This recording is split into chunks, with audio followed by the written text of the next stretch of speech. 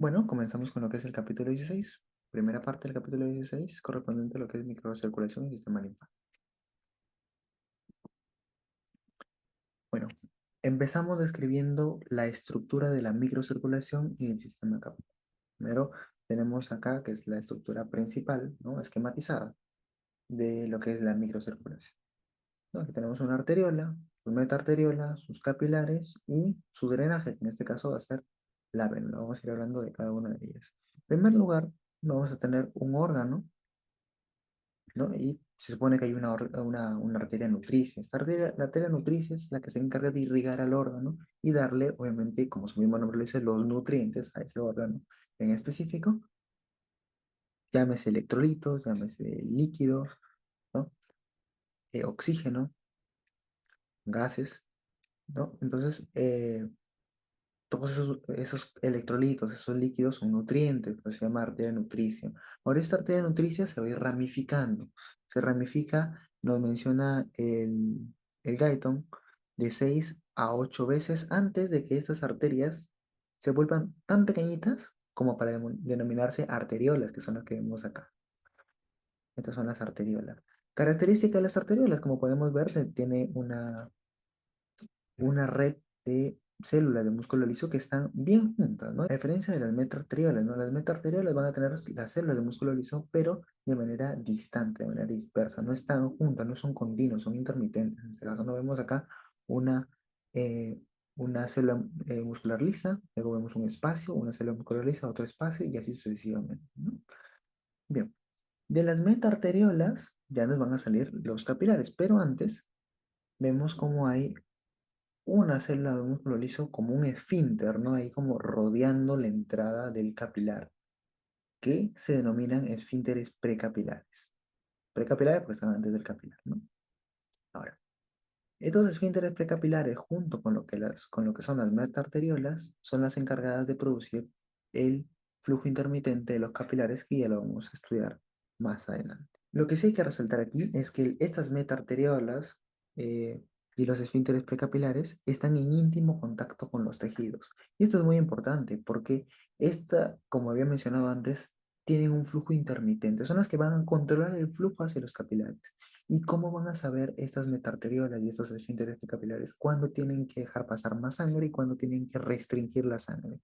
Esto lo van a saber gracias a que, como están pegadas al tejido, están en contacto íntimo con el tejido, pueden saber qué es lo que necesita el tejido, gracias a la concentración de los productos finales de metabolismo, de iones hidrógeno que se produzcan, ¿no? Eh, Concentraciones de nutrientes, ¿no? Entonces, por ejemplo, si, el, si la presión de oxígeno en el tejido baja, entonces estas metaarteriolas interpretan como que le falta sangre, porque se está bajando la presión de oxígeno, le falta sangre, falta irrigación para que pueda, ¿no? Mejorar esa oxigenación al tejido. Entonces, ¿qué hace? Permitir, se abren los esfínteres precapilares, se distienden las metaarteriales para que puedan pasar más flujo de sangre. Y así, pues, contrarrestar esa hipoxia, por así decirlo. Y así contrarrestar ese déficit de oxígeno que está aconteciendo en ese momento. Voy a poner un ejemplo. Ahora, si nos vamos más de cerca a la estructura ya de un capilar, de la pared capilar, nos vamos a encontrar con esto. Esta es la pared de un capilar. Bueno, esta es la estructura de un capilar típico, ¿no? Típico de un capilar, por ejemplo, muscular, tejido conjuntivo, ¿no? Está compuesto por una capa unicelular de células endoteliales, porque al ser muy chiquito, ¿no? Entonces no tiene muchas capas tampoco, ¿no? Y está rodeada por lo que es su membrana basal, que siempre tiene que estar rodeada por su membrana basal, ¿no? Vemos las células endoteliales, que se vienen a hacer estas, vienen a ser las células endoteliales, las madrecitas, y lo vemos, y la lámina basal o la membrana basal, que la vemos en la periferia, en el exterior.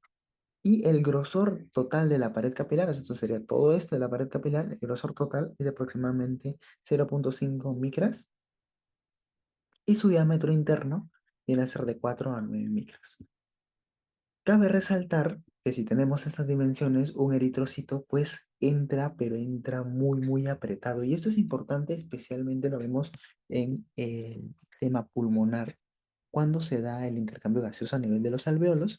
Estos capilares, ¿qué hacen? Pues apretar prácticamente el eritrocito contra el endotelio, en este caso, el propio vaso, al alveolo. ¿Para qué? Para que pueda difundir los gases de manera más efectiva. Y vendría a ser más o menos así. Este vendría a ser el capilar y este vendría a ser el alveolo. Me paso la línea.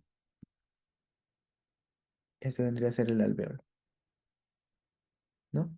Un ejemplo. Entonces, el eritrocito está aquí. Como está apretado, pues la distancia entre el endotelio y el alveolo es mínima. Entonces, la transferencia de oxígeno, ¿no? Pues, perdón, en este caso sería al revés, ¿no? La transferencia de oxígeno es hacia el capilar y la transferencia de dióxido de carbono es desde el capilar hacia el alveolo. Entonces, esta transferencia se facilita. ¿Por qué? Porque está más pegada, como te digo, al alveolo. ¿Qué pasaría si fuera el capilar demasiado ancho? Pues pasaría esto, ¿no? Está por acá el alveolo, por más pegado el alveolo que está el capilar, si estamos con el eritrocito por acá, el eritrocito queda como que bailando en el capilar, entonces se aleja demasiado de lo que es el alveolo. Y pues el oxígeno tiene que pasar todo esto, o dióxido de carbono tiene que pasar todo este tramo para poder llegar al alveolo. Y el oxígeno igual todo este tramo para poder llegar al alveolo. El capilar en este caso.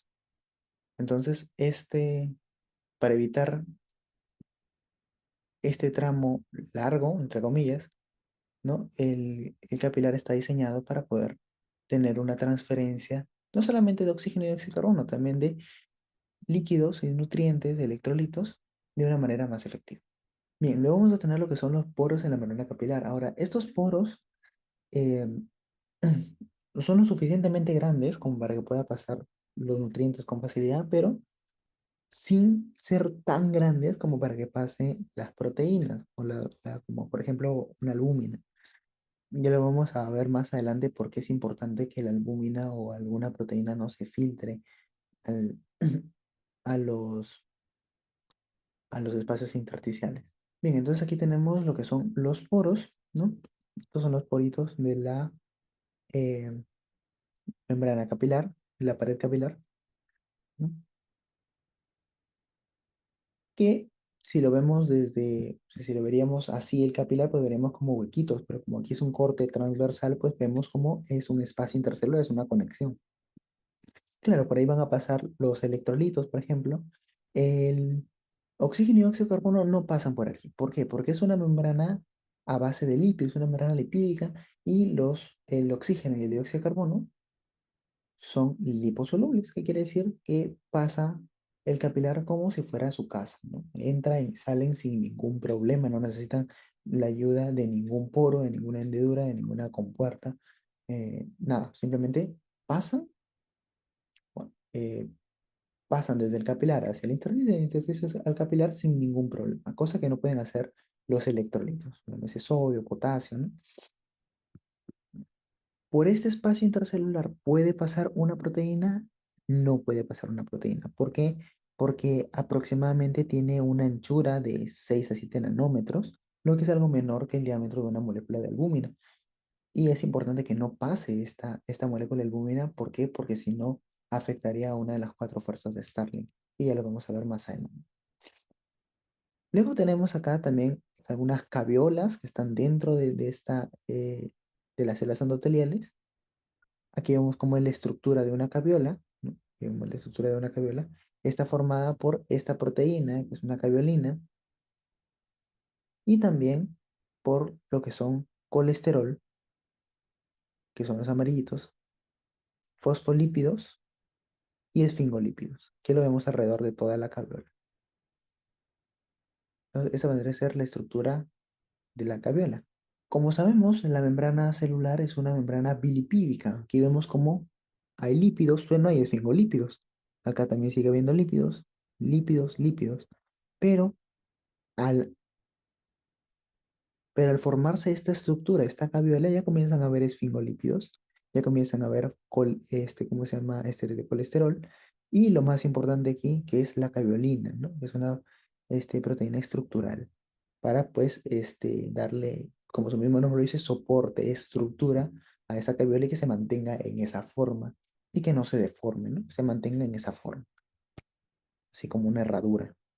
Ahora, estas vesículas de plasmalema, o también denominadas caviolas, tienen la función de endocitosis y también de la transitosis de macromoléculas. Como podemos darnos cuenta aquí nomás, esta caviola tiene una anchura, por así decirlo, un espacio mucho más grande que el espacio intercelular. Macromoléculas por este espacio intercelular no pueden pasar. Sabemos que el espacio aquí es bien reducido, entonces, pues necesitan otro tipo de transporte. En este caso, una caviola se cree que puede formar parte de lo que es la endocitosis y la transitosis. ¿Qué es la transitosis? Pues el transporte de macromoléculas, moléculas que son de gran tamaño. La endocitosis, pues eso ya se sabe. Es el proceso en el cual, pues en este caso, una célula endotelial, pues atrapa un material externo y lo ingresa hacia la célula, ¿no? Es la endocitosis y la transitosis, pues lo que les acabo de explicar, el transporte de macromoléculas. Ahora, estas vesículas, caviolas, se pueden desplazar lentamente a través de toda la célula endotelial y formar lo que son los canales vesiculares. ¿Qué quiere decir con esto? Si estamos hablando de endocitosis, supongamos que está fuera una caviola también, atrapa el material, pero ¿de qué le sirve atrapar el material si no lo va a mandar al torrente sanguíneo? Porque recordemos que esto es un capilar, ¿no? Entonces, esto vendría a terminar siendo de esta manera. Es un capilar, ¿no? Entonces, ya atrapó la molécula aquí, pero ¿de qué le sirve atraparla si no la va a pasar al torrente sanguíneo?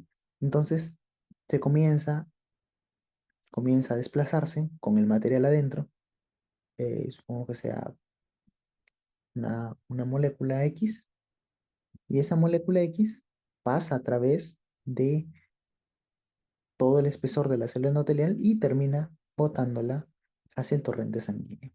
Ahora, todo ese trayecto que hace al final puede formar lo que es un canal que se denomina canal vesicular. ¿Por qué vesicular? Porque fue formado por una vesícula de plasmalema, o también denominado caviola. Bien, eso sería entonces lo que es la estructura de la microcirculación y en este caso ya más a profundidad lo que es la estructura del propio capilar. Bien, tenemos tipos especiales de poros en los capilares de algunos órganos. Como habíamos mencionado antes, los capilares son porosos, pero la misma porosidad no está en todos los órganos. No es lo mismo la porosidad del hígado, que es completamente diferente a la porosidad de un capilar cerebral. El capilar cerebral también se le denomina capilar continuo. En histología hay tipos de capilares, son los continuos, ¿no? Los fenestrados, los sinusoidales. En este caso, el cerebro tiene capilares continuos y estos capilares continuos tienen uniones estrechas. Entonces, esos capilares nos permiten que solamente pasen lo esencial, que solo se filtre lo esencial y no se filtre líquido en exceso. En este caso, el cerebro no nos conviene que pues, se filtre líquido en exceso porque eso ya sería un edema, ¿no? ¿Y qué pasa si se forma un edema? No es lo mismo que se forma un edema en la pierna, en el cerebro, ¿no? En la pierna, por citar un ejemplo, pues, que tenemos en la pierna, se forma un edema y pues se va a ver como un abultamiento en la pierna, ¿no? Por el exceso de líquido. Pero en el cerebro no tiene a dónde irse ese exceso de líquido. Entonces, ¿por qué? Porque tenemos la bóveda craneal, el cráneo. Entonces, ese edema que va a hacer va a presionar el cerebro. ¿Y qué puede suceder? La única salida que tiene el cerebro, porque todo es cráneo, todo está sellado, ¿no? La única salida es a través del bulbo, ¿no? Y en el bulbo que tenemos, en el bulbo tenemos lo que son los núcleos responsables de lo que son la respiración y el corazón. Entonces, si es la única salida que tiene el cerebro, pues por ahí va a salir en caso de que se produzca un edema. Por ahí va a salir, va a intentar salirse el cerebro y va a asfixiar, va a aplastar estos núcleos responsables de lo que son la respiración del sistema cardíaco y pues puede producir lo que es un paro cardiorrespiratorio. Por eso es mucho más peligroso que se produzca un edema cerebral o un edema, por ejemplo, en miembros superiores, miembros inferiores, en donde sí hay espacio para que se pueda acomodar ese exceso de líquido hasta ser drenado. En el caso del cerebro, no tiene espacio hacia dónde irse. Entonces comprime el cerebro y su única salida es a través del bulbo y puede producir un paro cardiorrespiratorio por las razones que ya les acabo de explicar. En el hígado, ¿qué tipo de capilares tenemos? Bueno, tenemos unos capilares con aperturas bastante amplias, unos capilares que tienen una porosidad alta. Vamos que este sea el capilar. Voy a exagerar un poco, poner, ¿no? Un capilares también se le llama capilares discontinuos, ¿no? Pero vamos a ponerlo así porque quiero hacer un contraste con los capilares glomerulares del riñón. Esos capilares tienen aperturas amplias que le permiten incluso el paso de proteínas. Recordemos que las proteínas son estructuras bastante grandes, ¿no? Entonces, estas proteínas pueden pasar a través del hígado. Entonces, estas proteínas pueden pasar a través de los capilares hepáticos, ¿no? Del hígado. ¿Por qué? Porque es su función, ¿no? Entonces, están diseñados para eso. Entonces, pasa cualquier material. Pasan proteínas, pasan electrolitos, pasa líquido y no sugiere ningún problema.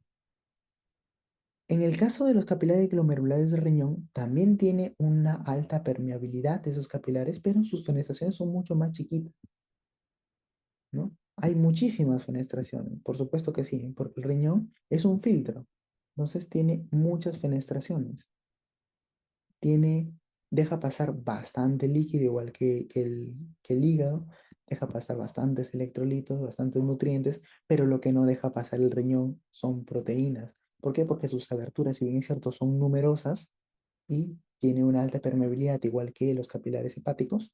Sin embargo, los capilares glomerulares del riñón, sus fenestraciones son más pequeñas, que no le permite el paso de proteínas. En el caso se produzca en alguna patología el paso de algunas proteínas, se filtren proteínas que no es normal que se filtren proteínas, se le denomina proteinuria, ¿no? En caso se filtre sangre, se le denominaría hematuria, ¿no? Característico de lo que son la glomerulonefritis. Entonces, en el cerebro tenemos capilares continuos, en el hígado tenemos capilares discontinuos y en el riñón capilares fenestrados.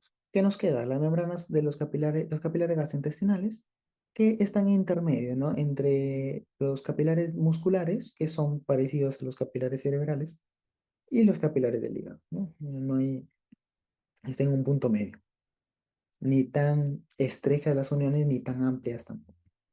Bien, el flujo de la sangre a través de los capilares. Habíamos dicho que el flujo de sangre a través de los capilares no es continuo por el fenómeno denominado vasomotilidad. La vasomotilidad es el flujo intermitente que produce las metaarteriolas y los esfínteres precapilares al estar en constante apertura, se abren, se cierran, se vuelven a abrir, se vuelven a cerrar. Entonces, el flujo no es un flujo continuo, no es un flujo por chorritos, es un flujo intermitente. Esa característica se le denomina vasomotilidad capilar. Está determinado por lo que es la concentración de oxígeno. Esta concentración de oxígeno, principalmente, cuando, por ejemplo, tenemos una concentración alta de oxígeno en los tejidos, entonces estas metaarteriales, estos esfínteres capilares van a producir un pulso intermitente mucho más distanciado, más lento, ¿no? Por ejemplo, lo podemos describir gráficamente, ¿no? Como pulso, deja pasar sangre, deja pasar sangre, deja pasar sangre. Eso sería lo normal. Cuando hay demasiado oxígeno, pues deja pasar menos sangre porque está demasiado saturado de oxígeno, entonces podríamos describirlo así, ¿no? Baja, bajan las pulsaciones intermitentes de estas arteriales y estos esfínteres precapilares. Y si hay muy poca concentración de oxígeno, entonces necesitamos más sangre. Entonces, ¿qué van a hacer estas arterias esfínteres precapilares? Aumentar ese pulso intermitente. Es decir, que van a producir, van a dejar que pase más sangre. O sea, a cada rato van a bombear sangre para poder contrarrestar esa deficiencia de oxígeno, ¿no? Cada ondita vendría a ser un bombeo de sangre, por así decirlo, como si fuera una mini sístole a nivel capilar. producida por estas metarteroles de estos esfínteres precapilares, que ya lo habíamos visto en la primera diapositiva, ¿no? ¿Cuál era su distribución? Ahora, si bien es cierto, los capilares tienen una vasomotilidad, quiere decir que tienen un pulso intermitente, hay tantos capilares que al final se ve como si fuera un flujo continuo. Por eso dice que hay tantos capilares en los tejidos que su función global termina por ser superada. ¿Qué quiere decir? Pues estamos hablando en este caso un pulso intermitente de un solo capilar, ¿no? Vamos a poner, por ejemplo, aquí un caso de 8 capilares. Y hay 8 capilares que están irrigando un órgano, ¿no? Supongamos que la diapositiva sea un órgano. Y cada uno de esos capilares, pues, tiene sus metarterioles, sus esfínteres precapilares, cada uno. ¿Y qué pasa? Este capilar bombea sangre. Comienza a bombear, este también bombea y este también bombea. En un tiempo específico. Pasados unos segundos, estos ya no están bombeando, pero estos de acá comienzan a bombear nuevamente, ¿no? Pasado otro lapso de tiempo, los que estaban bombeando ya no están bombeando, pero los que no estaban bombeando ahora comienzan a bombear de nuevo. Eso quiere decir que cuando unos están bombeando sangre, los otros no están bombeando sangre y viceversa. Entonces, como son demasiados, al final se ve como que el órgano siempre está irrigado. Entonces se puede sacar una velocidad media de flujo sanguíneo, una presión capilar media y una velocidad de transferencia media, ¿no? Claro, tomando los capilares, la irrigación al flujo de los capilares en conjunto, no tomando el flujo capilar individualmente, porque individual sí sería un flujo intermitente, un pulso intermitente. Bien, ahora vamos a ver el intercambio de nutrientes, de líquidos, de agua, ¿no? Y otras sustancias en la sangre y el líquido intersticial. O sea, desde el capilar hacia el intersticio, desde el intersticio hacia el capilar. Aquí tenemos un extremo arterial y un extremo venoso, que es un capilar. Y aquí vemos las células, el espacio entre las células se denomina intersticio. Aquí vemos los capilares linfáticos que los vamos a abordar más adelante todavía. Muy bien, para citar ejemplos acá. Tenemos un extremo arterial y el extremo arterial va a tener una concentración alta de oxígeno. ¿Sí? Por el mismo metabolismo de la célula, que está consumiendo oxígeno constantemente porque pues la célula es un ser vivo y consume oxígeno, entonces la cantidad de oxígeno en el intersticio va a ser baja. Pero la cantidad de CO2 en el intersticio va a ser alta, producto del metabolismo celular. Entonces, ¿qué va a pasar?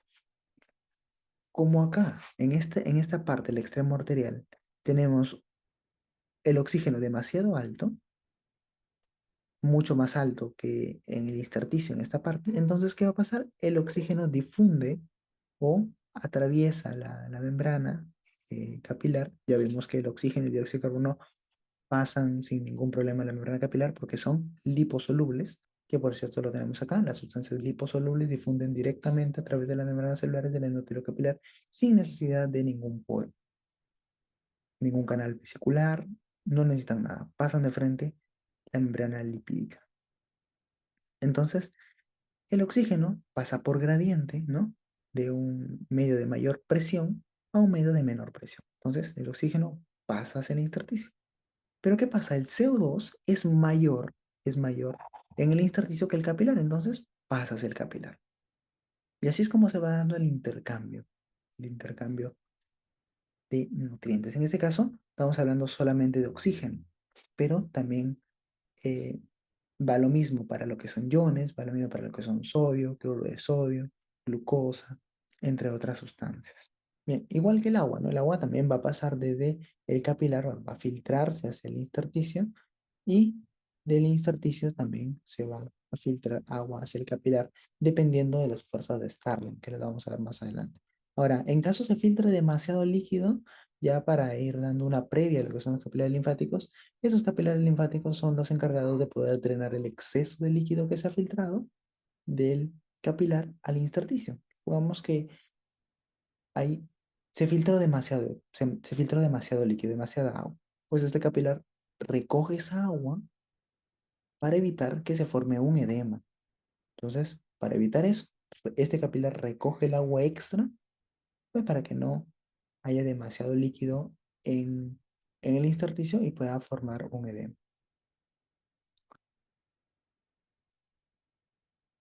Las sustancias liposolubles habíamos dicho que no necesitan ningún poro, pasan directamente por el endotelio como si nada. Sin embargo, las sustancias hidrosolubles, ahora si son hidrosolubles obviamente no van a ser liposolubles, difunden a través de poros. Difunden a través de poros. ¿Cuáles son las sustancias hidrosolubles? Son los iones principalmente, ¿no? Sodio, potasio, esos iones, ¿no? Esos necesitan poros, poros intercelulares para poder atravesar la membrana capilar. Ya lo habíamos visto en la estructura de la pared capilar en la primera diapositiva. Ahora, el tamaño molecular interviene sobre la supermeabilidad, porque por ejemplo el agua es una molécula muy chiquita, entonces pues tiene una permeabilidad alta. ¿Por qué? Por lo siguiente, ¿no? Tenemos un capilar acá, tengo mucho espacio para dibujar, y tenemos un poro. Y como el agua es esto, una molécula de agua bien chiquitita, entonces pues tiene suficiente espacio para pasar sin ningún problema, ¿no? ¿Qué pasa si una molécula es más grande, entra pero apretada? Pues va a tener una permeabilidad, claro, va a ser permeable, por supuesto que sí, pero va a tener dificultad, entonces la permeabilidad va a disminuir. Cuanto más fácil pase por los poros de un capilar, mayor es la permeabilidad. O sea, cuanto más permeabilidad, más rápido va a pasar. Y eso está influenciado por su tamaño, pues, ¿no? Es mucho más fácil que pasen moléculas chiquitas a que pasen moléculas muy grandes. ¿Qué? Porque van a pasar o apretadas por el poro, o hay algunas que simplemente no van a poder pasar, como es el caso de las proteínas en algunos tipos de capilares. Ahora, la difusión a través de la membrana capilar es proporcional a la diferencia de concentración en los dos lados de la membrana. Lo que les mencionaba con el oxígeno, ¿no? Que es el ejemplo típico. Tenemos mayor presión en el extremo arterial y menor presión, porque obviamente se está consumiendo el oxígeno, en el intersticio. Entonces, como hay, pasa por gradiente, de un gradiente de mayor presión a un gradiente de menor presión. Lo empuja. Es como que tengamos acá dos medios. Uno que tiene mucha fuerza y otro que tiene poquita fuerza. Una flechita chiquita. Este va a ganarle al de acá, entonces va a pasarse. Y se van a igualar ambas fuerzas. Ese es el gradiente. Esa es la fuerza que proporciona un gradiente, ¿no? En este caso, la diferencia de concentraciones viene a ser un gradiente. Aquí en este gráfico podemos ver cuál es la permeabilidad de de cada una de las sustancias que se encuentran en la sangre. Por ejemplo, el agua tiene una permeabilidad, va a ser una molécula muy chiquita, tiene una permeabilidad de 1, ¿no? Y todos van a estar en referencia en función al agua. ¿Por qué? Porque se toma siempre como un ejemplo base. Tiene una permeabilidad de 1. Pero vemos como todos los demás son por debajo de 1. Sus permeabilidades son por debajo de 1. ¿Qué quiere decir? Que son menos permeables. Pasan con más dificultad que el agua. El agua pasa sin ningún problema. ¿Por qué? Porque es una molécula pequeña y no ejerce ninguna resistencia, no pasa con dificultad, pasa como si nada, con espacio de sobra por los poros. El cloruro de sodio tampoco se queda atrás. El cloruro de sodio también tiene una muy buena permeabilidad si lo comparamos con el agua. No es tanta la diferencia, ¿no? 0,96. Pero si nos vamos a otros extremos, como por ejemplo la insulina, pues sí, ¿no? Esa ya tiene más dificultad para pasar. Tiene una permeabilidad mucho menor. Entonces va a ser más difícil que pase por los poros. ¿Qué va a pasar? Sí, va a pasar. Dependiendo del tamaño del poro y dependiendo del tipo de capilar, va a poder pasar. Después nos vamos a la albúmina. Y la albúmina es una molécula muy grande, ¿no? Entonces su permeabilidad es bastante pequeña. La albúmina es una proteína, ¿no? Entonces, como al ser una molécula demasiado grande, pues su permeabilidad es bastante reducida y solo en algunos tipos de capilares, como son los capilares discontinuos, tienen unas brechas bastante amplias, como para que pueda pasar la albúmina. Solo en esos capilares la albúmina puede difundir hacia el intersticio. En este caso, capilares continuos que tienen uniones estrechas, la albúmina no puede pasar. Incluso en los capilares fenestrados del riñón, como ya lo había mencionado anteriormente, tampoco puede pasar la albúmina, porque sus fenestraciones, así tenga un montón de fenestraciones, son chiquitas, ¿no? Son chiquitas. Entonces, la albúmina es la que menos permeabilidad tiene. Y nos conviene tener menos permeabilidad. Ya lo vamos a ver en las fuerzas de estar. Bueno, ya hasta aquí terminó lo que es la primera parte del capítulo 16.